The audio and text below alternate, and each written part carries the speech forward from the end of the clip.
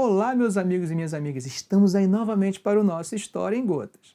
Você sabe como era o cinema brasileiro ao longo do período entre 1946 e 1964? Nessa aula vamos falar sobre isso. Vamos à aula de hoje? Na década de 1940, destaca-se o surgimento de uma importante produtora cinematográfica brasileira. Era a Atlântida. A Atlântida, fundada em 1941 por Francisco Fenelon, acaba se destacando pela irreverência. Irreverência essa que agradava ao público e ela alcança grande sucesso. Com uma estética nada sofisticada, pouco capricho no acabamento, suas produções acabaram ganhando a alcunha de chanchadas, mas divertiam o público com um humor carregado de brasilidade.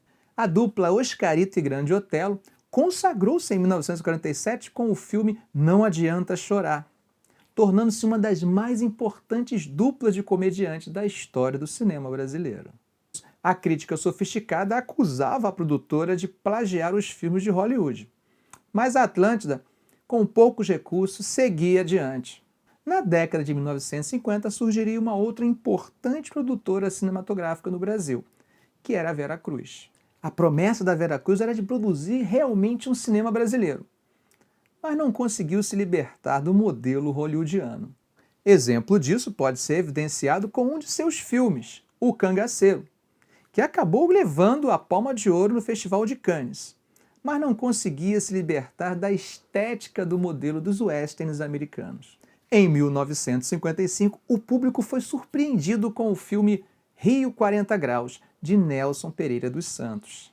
O morro era o cenário do filme e o povo já começava a se identificar na tela. A despreocupação com as técnicas cinematográficas não eram barreiras para a comunicação com o público. A inspiração para esse novo cinema vinha do neorrealismo italiano de Vittorio De Sica e Roberto Rossellini. A politização nacional afetava o cinema, que encontrava dificuldades para sobreviver.